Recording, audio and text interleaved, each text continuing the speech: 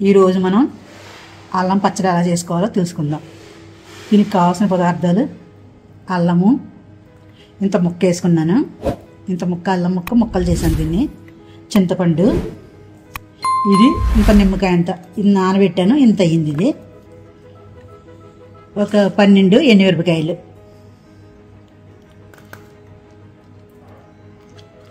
పోపులోకి శనగపప్పు, మినపప్పు, మెంతులు, ఆవాలు, పసుపు, ఇంగువ, తగినంత పంచదార. ఇప్పుడు తయారు చేసే పద్ధతి చూపిస్తాం. అల్లం పచ్చడిలోకి పోపు వేయించుకుందాం. ఆయిల్ వేస్తున్నాను, కొద్దిగా ఆయిల్ వేసాను. శనగపప్పు,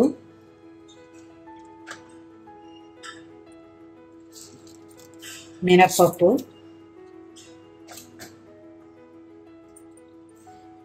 ఆవాలు,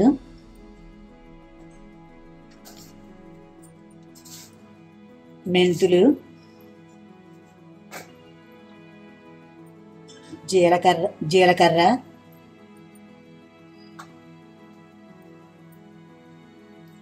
పసుపు,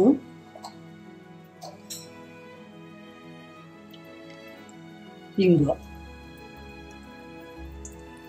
కొంచెం ఎక్కువ ఉంటేనే బాగుంటుంది. ఇప్పుడు ఇవి వేయించుకోవాలి.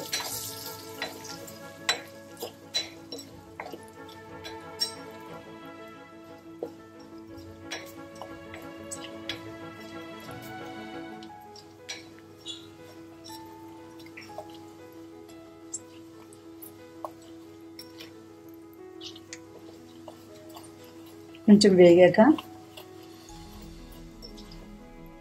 పప్పులు కొంచెం వేగాక ఈ ఎండుమిరపకాయలు కూడా వేసుకోవాలి.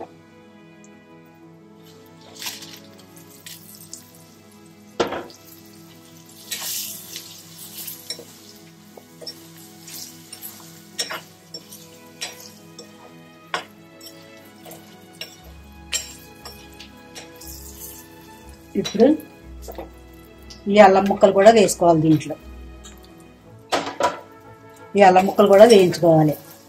అల్లం ముక్కలు వేయించుకుంటే పచ్చడి చాలా టేస్టీగా ఉంటుంది.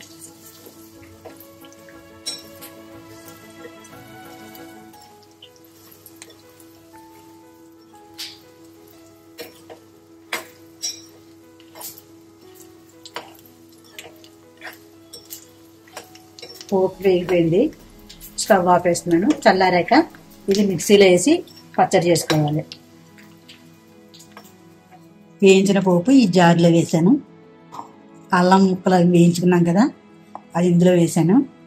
ఇప్పుడు దీనికి పంచదార ఓ స్పూనున్నర వేసుకుందాం.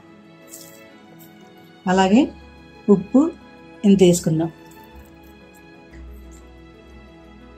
ఇప్పుడు చింతపండు కూడా మిక్సీ పట్టేటప్పుడు వేసేసి మిక్సీ పట్టేస్తాము.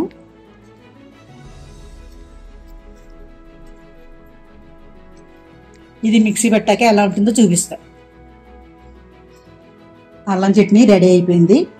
ఇది ఇడ్లీలోకి, దోశల్లోకి, వడల్లోకి, ఉండ్రాళ్ళలోకి, అన్ని టిఫిన్లోకి బాగుంటుంది.